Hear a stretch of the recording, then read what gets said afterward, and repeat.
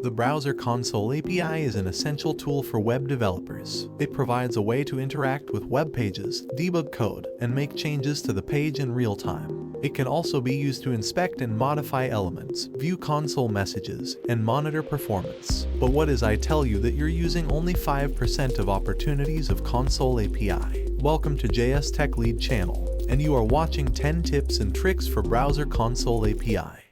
Let's get started.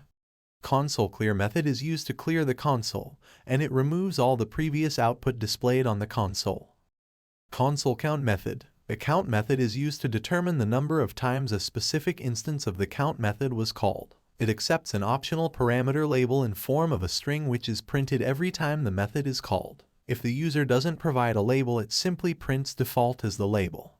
Console.table method. The table method is used to display an array in tabular format. This method accepts an array as parameters and displays that array in the console. You could also provide an array of objects to the table method. Console.group and console.groupEnd methods. The group and the groupEnd methods are used to create collapsible groups of output displayed on the web browser console. The group method accepts an optional parameter called a label. The label is used to name the group. Console.assert method. The assert method is used to conditionally display an error in the console. The first parameter to the method is an assertion, and the second argument will be the message or object that needs to be displayed in the console if the assertion fails. If the result of the assertion is true, nothing will be thrown at the console. However, if it's false, the second argument passed to the assert method will be displayed with an error. Console memory property. The memory property in the console object stores the heap size. Could prove to be useful while debugging performance issues.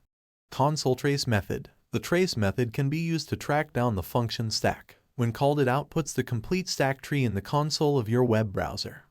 Console.time and console.timeEnd methods. As the name suggests, time method starts the timer and the timeEnd method stops the timer. Both methods accept a parameter called the label. This label appears along with the time log in the browser console. To increase the visibility of certain bits of information being logged, we have console.warn. It will display information with a yellow background. If you want to take things one step further and use the same type of logging you get whenever you receive those scary red console logs. For this purpose, we have console.error method.